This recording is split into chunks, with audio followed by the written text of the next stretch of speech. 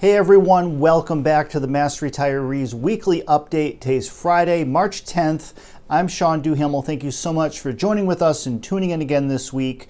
Now, this week's update is going to be relatively short compared to what you usually get from us on Fridays. I just want to give a quick rundown of where things are at in terms of our day-to-day activities here at Mass Retirees, as well as highlight a couple of upcoming events. Now, a week from today, on St. Patrick's Day, Friday, March 17th at 1 o'clock, we will be holding our next Mass Retirees Teletown Hall event, which of course is open to all Mass Retirees members, the same as our area meetings that are in person, which will resume again in April.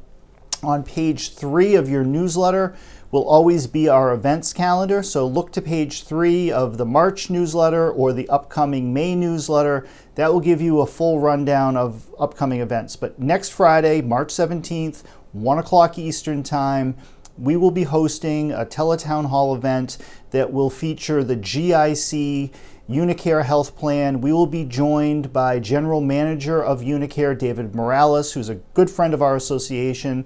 This is an important meeting with the GIC's open enrollment period coming up, and the vast majority of retirees who are insured through the GIC are insured through one of the Unicare plans, whether it be the non-Medicare basic plan or the Medicare optional Medicare extension, which will now be known as just simply the Medicare extension plan.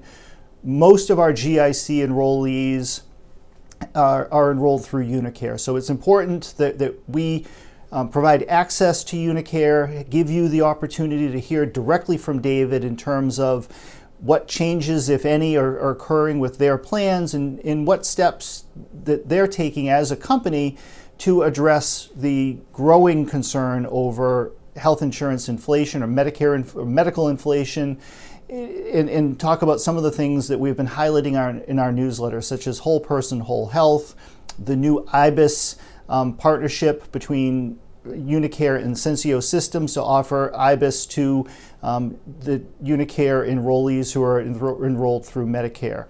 So that will be next Friday, and contained in today's email will be the information on how you can connect to that meeting.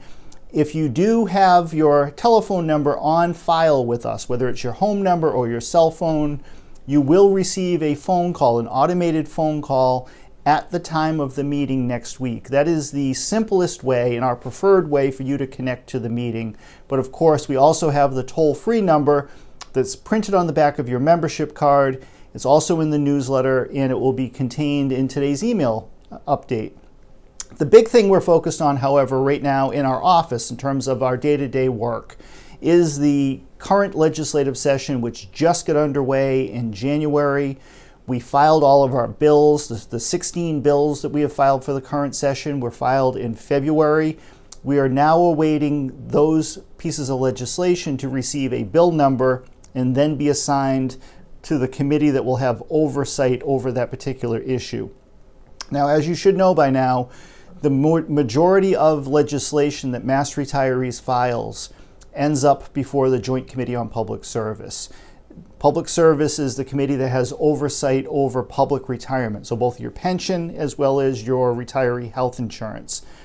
Public Service is one of the busier legislative committees. They deal with a lot of different legislation every session.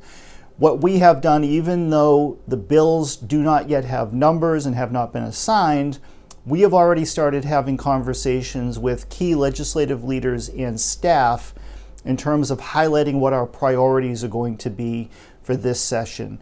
And we're doing so because typically the big ticket items, such as the COLA base for state and teacher retirees, those items are traditionally handled through the state budget. And of course, as we reported recently, Governor Healy just filed her first budget proposal. That proposal is now before the legislature.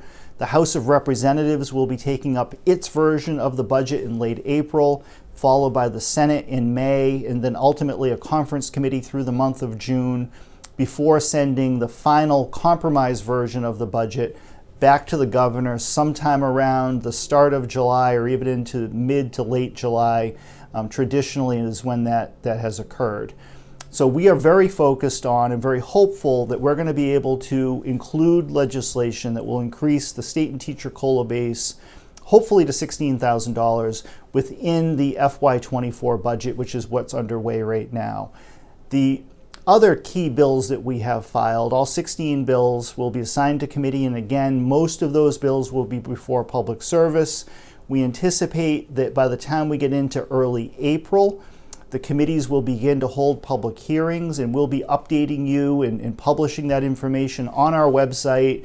We'll be updating you through these weekly videos and, of course, our bi-monthly newsletter. Now, in terms of the newsletter, we will be going to press a couple of weeks early this time around. As you know, the Group Insurance Commission, as well as a number of local communities, will start to hold their annual open enrollment periods for retiree and active employee health insurance starting in early April. And we want to make sure that we get as much information to all of you as possible by early April, that you can make an informed decision about your health insurance. Now, if you're enrolled through the GIC, and this deserves to be repeated, and you're going to hear it from us over and over again over the coming few weeks, you need to pay very close attention to what health insurance plans are being offered to you this time around. There are going to be some changes in the plan names and some of the plan structure and the cost of these plans, most importantly. So we want to make sure that you're making informed decisions and choices, and that there are no surprises coming down the road that you don't know about in advance. Now, if you do nothing, your health insurance is not going to be taken away from you. You're not going to go without insurance. That's not what this is about. But if you do nothing, and for instance, if you're currently enrolled in the Tufts Navigator plan, the Tufts Navigator is being replaced by the Harvard Pilgrim Explorer. And that's not a decision or a choice made by the GIC. That's a decision made by the parent company that now runs both Tufts and Harvard Pilgrim. They merged into a company called Point 32, and it is a decision of Point 32 in terms of which plans that they're going to continue to offer. And for whatever reason, Point 32 has decided that they're no longer going to offer the Tufts Navigator plan. That is now going to be the Harvard Pilgrim Explorer. Now, while the benefits are very, very similar, one of the key differences is going to be the price. The Harvard Pilgrim Explorer will be more expensive than what you're currently paying under the Tufts Navigator plan. And if you choose to do nothing, you're automatically going to be enrolled in the new Harvard Pilgrim Explorer plan and paying a little bit more money every month. Now, we do not yet know the individual monthly premium rates. We should have that information, or we will have that information from the GIC by late this month, and that will be included in the newsletter that we're going to be sending out to you very soon. But you want to make sure you pay attention to the details. Once you read the information, if you have questions, give Cheryl a call, or give me or Nancy, anyone on our team a call, and we'll try to help answer those questions for you. And that way you can make an informed choice, and that you can be confident and have peace of mind in terms of what your health insurance benefits are. Now, in terms of the other issues that we're working on, we're going to have a lot of information in the upcoming newsletter, mostly about health insurance at both the state and local level. This coming Thursday, next week on the 16th, we will be hosting a special meeting of all of our Public Employee Committee members from across the state, as well as Insurance Advisory Committee members. These individuals are local retirees who are doing the work day in and day out to represent the interests of their local retirees before these local health insurance committees, and in some cases bargaining on your behalf at the local level. And with a lot of talk of potential health insurance changes or just moving parts, we want to make sure that we're keeping everybody informed, we're sharing information, and that our local representatives have the ability to collaborate and coordinate with each other in terms of trying to provide the best representation possible for all of our members across the state. So with that, I'm going to log off for today, but if you're available next Friday, please, especially if you're enrolled through the GIC, next Friday's meetings, a meeting that you're certainly going to want to pay attention to and be involved in. Our area meetings will kick off once again in April, and they will continue through April, May, and into June. and then we'll take a little bit of a hiatus from our local area meetings until we have our annual meeting this coming September. And we're now searching for a new location for that meeting, since both Lantana and Lombardo's in Randolph have closed or are closing. So we're hunting for a new location in that general area, and we'll be updating you once those final decisions have been made. But thank you so much for tuning in, and we'll be back to you again next week with the most recent news for all of you. Take care, everybody.